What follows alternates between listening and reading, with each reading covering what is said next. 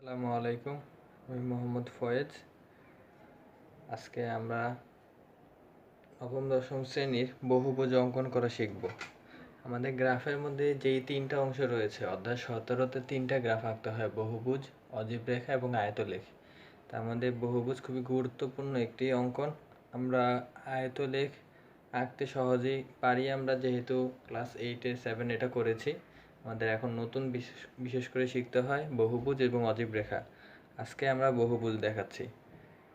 বহুভুজের scale যেটা, সেটা আমরা সাধারণত দেখে থাকি, যেমন আমি বর্তমান পরিস্থিতিতে বোঝানোর চেষ্টা করি। আমাদের বর্তমানে বিশ্বে প্রতিনিয়তই করোনা রোগীর সংখ্যা বৃদ্ধি পাচ্ছে, কিন্তু যদি এটা আমি গ্রাফ আকারে দেখাতে থাকি তাহলে কিভাবে আসবে? মনে করি এই পাশটা আমার সময় বোঝাচ্ছে এবং উপরের দিকের স্কেলটা আমার রোগীর সংখ্যা বোঝাচ্ছে। তাহলে যদি ধর আমার বাড়তে থাকে, তাহলে আমার আজকের দিনে বাড়লো এতটুকু হয়েছে, কালকের দিনে এইটুকু বেড়েছে, পরশু দিন অনেক বেশি বেড়ে গিয়েছে, তারপরে ধরলাম কোনো কারণ আল্লাহর রহমতে কমে গিয়েছিল, তারপরে ধরি আবার অনেক কমে গিয়েছে, তারপর দেখলাম আবার অ্যাক্সিডেন্টলি আবার বেড়ে গিয়েছে, তারপর হয়তো আবার কমে গিয়ে একসময় আল্লাহর রহমতে শেষ হয়ে গিয়েছে। এখন ধরলাম এই দিনে আমার এতজন ছিল, এই দিনে এতজন ছিল, এই দিনে এতজন ছিল, এই যে বিভিন্ন দিনে আমি হিসাব পাচ্ছি না এই গ্রাফটা থেকে। এই ধরনের গ্রাফগুলোই আমরা এখন বহুভুজ আকারে বলে থাকবো এবং এটা অঙ্কন করা শিখব। ঠিক আছে?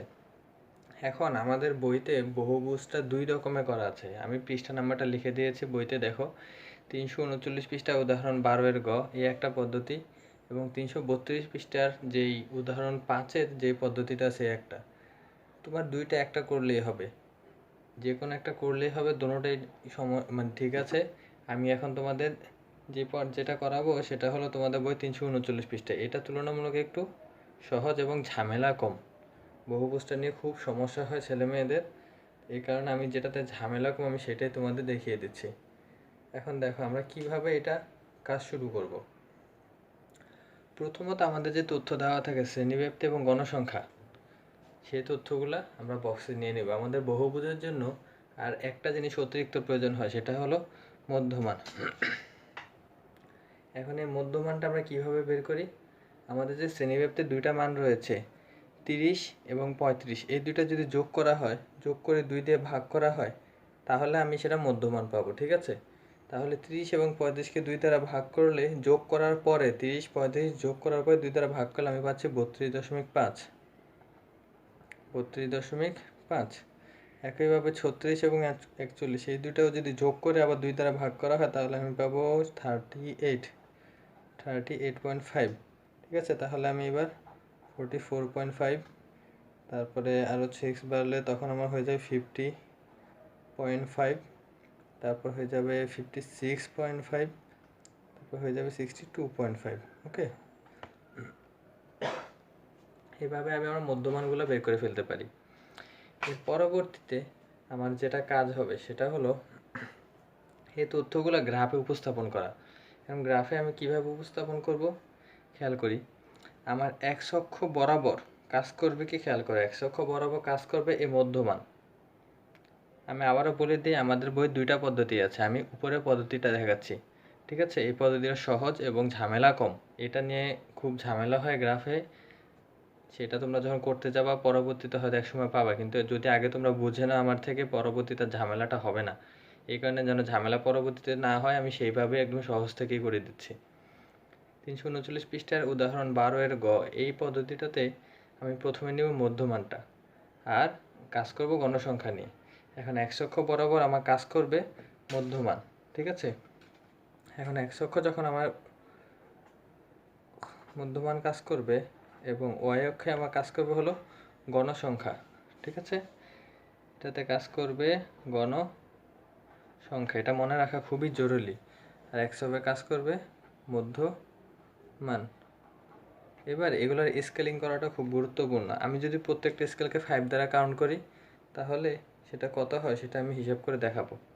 এখন আমরা আমাদের পরবর্তী কাজে চলে যাই। এটাতে লিখে ফেলি 5 10 15 20 25 30, এটা আমার গণসংখ্যার হিসাব হবে।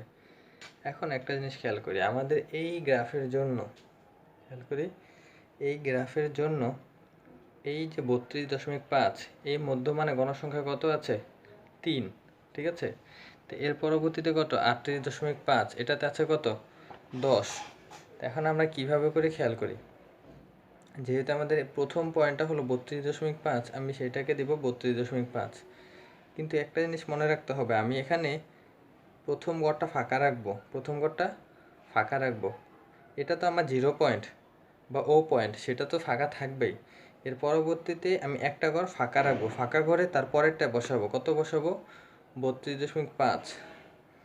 তো এটাতে আমার হবে 32.5। 32.5 আমার গণসংখ্যা কত? 3। তাহলে আমি ধরতে পারি মোটামুটি, ধরো এই জায়গায় তোমাদের যখন গ্রাফে আঁকবা তোমরা গ্রাফটাতে সহজে পেয়ে যাবে।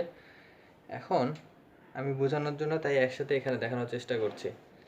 এর পরবর্তীতে 38.5, এখানে পাবো আমি কত? 10। তাহলে 38.5 আমি পাচ্ছি 10, ঠিক আছে। তো এর পরবর্তীতে আমি পাচ্ছি 44.5-এ 18, 44.5 আমি পাচ্ছি 10, 15, 20-এর কাছাকাছি 18, ঠিক আছে। তারপরে 50.5-এ 25, এরপরেরটা হলো 50.5, এটাতে আমার সর্বোচ্চ 25। তো এর পরবর্তীতে আমার হলো 56.5-এ পাচ্ছি 8, তাহলে 56.5 এটাতে পাবো 8, ঠিক আছে। তারপরে 62.5-এ পাবো 6। খেয়াল করে আমি কিভাবে বসাচ্ছি, আমি প্রত্যেকটার মধ্যমান নিচ্ছি আর গণসংখ্যাটা বসিয়ে দিচ্ছি। 62.5-এ পাবো আমি 6, ওকে। এই পর্যন্ত কি আমরা সবাই বুঝতে পেরেছি? যদি সমস্যা হয় ভিডিওটা আরেকবার দেখে নিও। আমি এখন পরবর্তীটায় চলে যাচ্ছি। এখন কাজ হলো আমার এই সবগুলো সংযোগগুলো যোগ করে ফেলবো, ঠিক আছে। সবগুলো সংযোগ যখন যোগ করব, এইটা এগুলো আমরা স্কেল দিয়ে যোগ করে ফেলবো। কিন্তু এবার একটা জিনিস খেয়াল করি, আমার কিন্তু কোনোটাই এক্স অক্ষে টাচ করেনি, খেয়াল করেছো? আমার কিন্তু এই প্রান্ত এক্স অক্ষে টাচ করেনি, ওই প্রান্তও এক্স অক্ষে টাচ করেনি। এখন আমরা আসলে কিভাবে এক্স অক্ষকে টাচ করাবো খেয়াল করি। আমার এইটাতে 32.5 থেকে 38.5, এটা শ্রেণী ব্যবধান কত মনে পড়ে? যেটা আমরা এখান থেকে দেখিয়েছিলাম, 36 থেকে 6 যদি বিয়োগ দেওয়া হয় কত হয়? 6 হয়। বা 41 থেকে 35 বিয়োগ দিলে কত হয়? 6। তার মানে আমার এই অঙ্কটায় শ্রেণীব্যাপ্তি, আমার যে ব্যবধানটা রয়েছে শ্রেণী ব্যবধানটা হলো 6 করে। আমার এই বহুভুজ করার সময় আমার শ্রেণী ব্যবধানটা বের করে নিতে হবে। সেটার কাজটা কি? যেই স্কেলটা থাকবে, ধর আমার স্টার্টিং স্কেলটা হলো 30 থেকে 35, তার পূর্ববর্তী যদি আরেকটা স্কেল হতো সেটা কত হতো সেটা আমার দরকার নেই, কিন্তু তার মধ্যমানটা কত হবে আমার সেটা বের করতে হবে। অর্থাৎ খেয়াল করো, 38.5 এর থেকে 32.5-এ 6 কমে গিয়েছে না? তাহলে 32.5-এর আগে যদি আরেকটা স্কেল হতো তাহলে সেটা থেকে আবার 6 কমে যেত, ঠিক আছে। যেহেতু 6 কমে যেত তখন সেটা আমার 6 কমে কত হতো? 26.5। আমি 26.5টাই এই জায়গায় বসাবো, ঠিক আছে। বুঝতে পেরেছো? এর পরবর্তীতে আবার আমার ফিনিশিং যেটা ছিল 62.5 বা 62.5, আবার এইটার পরে যদি আরেকটা স্কেল থাকতো সেটা কত হতো? আমার 68.5। কেন? কারণ আমার আবার ওই যে 6 বেড়ে যাবে। এর পরবর্তী যদি আরেকটা ঘর থাকতো সেটাতে হতো 68.5। আমি এখন এখানে নেব 68.5, ওকে। এই 68.5-এ এখন আমার এখানে কি আছে কিছু? এখানে যেহেতু নাই, তার মানে গণসংখ্যাটা শূন্য, তার মানে এই জায়গায় আমার শূন্য, এটা এই জায়গায় মিলে যাবে। এবং আগে যেটা নেই সেটাও আমার গণসংখ্যা শূন্য, এই কারণে সেটা আর দেয়নি, তার মানে সেটাও আমার এই শূন্যের সাথে মিলে যাবে। এবার দেখেছো আমি কীভাবে এক্স অক্ষকে টাচ করালাম? আমরা এইভাবে খুব সহজেই বহুভুজটা এঁকে ফেলতে পারি। এই বহুভুজটা নিয়ে ছেলেমেয়েরা খুব বেশি সমস্যা করে, তাই আমি সহজ করে দেখানোর চেষ্টা করেছি। যদি তারপরেও কারো সমস্যা হয়ে থাকে আমাকে কমেন্টে জানাবা যেখানে সমস্যা হয়েছে, ঠিক আছে। এর পরবর্তীতে ছেলেমেয়েদের আরেকটা বড় সমস্যা হয় কত ঘরের মান কত একক, এই বিষয়টা নির্ধারণ করতে। খেয়াল করো, আমাদের এইখানে যেহেতু আমি গ্রাফে আঁকছি না, আমি খাতায় দেখানোর চেষ্টা করছি। খাতায় যেহেতু দেখাচ্ছি, এখন খেয়াল করো 5 থেকে 10 যদি আমি গ্রাফে আঁকতাম, এখান থেকে আমার কত ঘর যেত? 5 থেকে 10-এ 5 থেকে 10 আমার 5টা ঘর যেত গ্রাফের, 5টা ঘর যদি যায় তাহলে 5টা ঘরের মান আমার কত বেড়েছে, 5 থেকে 10 মান কত বৃদ্ধি পেয়েছে, 5 একক। আবার খেয়াল করো গ্রাফে এই যে 5 নাম্বার দাগে একটা হার্ড লাইন থাকে, একটা গাঢ় করে একটা দাগ দেওয়া থাকে, এবং 10 নাম্বার লাইনে আরেকটা গাঢ় করে দাগ দেওয়া থাকে, ঠিক আছে? এই দাগগুলোতে আমার মান কত বৃদ্ধি পেয়েছে সেটা হিসাব করতে হবে। তাহলে 5 থেকে 10-এ আমার কত একক বৃদ্ধি পেয়েছে, 5 একক, এবং ঘরও 5 একক, ঠিক আছে? তাহলে 5 থেকে 10-এ আমার ঘর 5 একক, মানও 5 একক, ওকে? তাহলে 5 থেকে 10 যদি ঘর এবং মান দুইটা একই হয়, তাহলে আমি ধরো এভাবে একটু লিখি, 5 ঘরে মান 5 একক, ঠিক আছে? তাহলে এক ঘরের মান কত একক? 1 একক হয় না? এটা তো আমরা বুঝতে পারি সহজেই, ঠিক আছে? তাহলে 5 ঘরের মান 5 একক হলে এক ঘরের মান 1 একক হচ্ছে। তাহলে আমরা যখন খাতায় লিখবো তখন আমরা এভাবে বলবো, এটা ওয়াই অক্ষে, তাহলে ওয়াই অক্ষ বরাবর আমার প্রতি এক ক্ষুদ্রতম বর্গের মান 1 একক, ঠিক আছে? এটা হলো আমার ওয়াই অক্ষের জন্য হয়েছে। এবং এক্স অক্ষের জন্য এবার কীভাবে হবে খেয়াল করি, আমার এই যে 26.5 থেকে 32.5, এখানে ঘর আছে কয়টা, 5টা ঘর, এটা তো ছিল আমার ওয়াই অক্ষের জন্য। তো এখন যেটা করবো এটা হলো এক্স অক্ষের জন্য, ঠিক আছে? এখন এক্স অক্ষে যখন করব, তো সেটাতে আমার এই 5 ঘরের মান কত একক হবে খেয়াল করো, 26.5 থেকে 32.5-এ আমার 6 একক, ঠিক আছে? তাহলে আমি যদি এখন 1 একক বের করতে চাই, আমার কিন্তু দশমিকে চলে যায়। তোমরা চাইলে সেই দশমিক করে নিতে পারো, কোনো সমস্যা নেই, ঠিক আছে? সে দশমিক করে নিতে পারো, তবে দশমিক ছাড়াও করা যায়, কোনো সমস্যা হবে না। এখন আমরা যদি এইটাকে দশমিক না নিয়ে ভগ্নাংশে রেখে দিই, বা ভগ্নাংশ না নিয়ে এভাবে রেখে দিই, প্রতি 5 ক্ষুদ্রতম ঘরের মান 6 একক, ঠিক আছে? তখন আমরা এটাই বলে দেবো যে এক্স অক্ষে প্রতি 5 ঘর ক্ষুদ্রতম ঘরের মান 6 একক। এখন দেখো আমি তোমাদের একটু গ্রাফ কাগজে দেখাচ্ছি এই জিনিসটাই।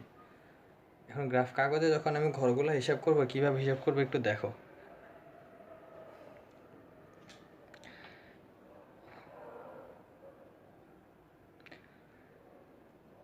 এই ক্ষেত্রে আমার এখানে খেয়াল করো কত ঘর রয়েছে, আমার এখানে কত ঘর রয়েছে।